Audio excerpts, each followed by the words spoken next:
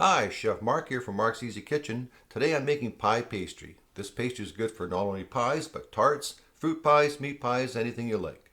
Requires very few ingredients, very little time, and most of all it's easy. Real easy. And I'm going to show you how to do it. First of all, let's go over our ingredients. Now, the first thing I have is 5½ cups of all-purpose flour. I have 2 teaspoons of salt.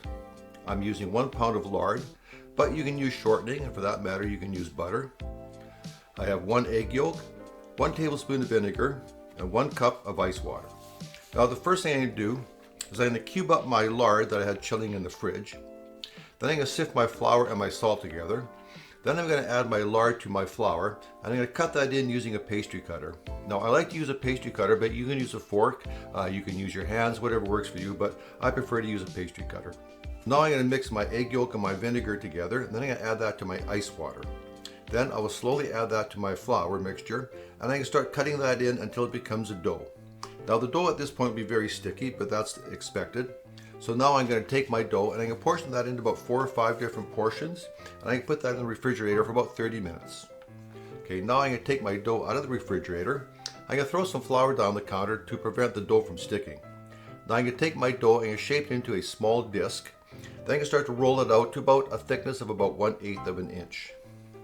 Now I have a 4-inch lid from a jar that works very well as a pastry cutter, so I'm going to cut some rounds, and these will be for some tarts that I'm making. Now I'm going to make sure I use some no stick to spray my tart tins with, otherwise once my tarts are baked I'll never get them out of there. Now for pies, just roll the dough out the same way you did for the tarts, about 1/8 of an inch thick. Roll it out big enough to fit over top your pie plate, cut off the excess and just press the edge down with a fork.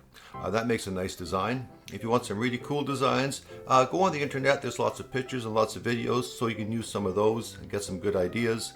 You know, cooking can be difficult, but it doesn't have to be. So go ahead, have fun, keep on cooking, and bon appetit, my friends. Bye now.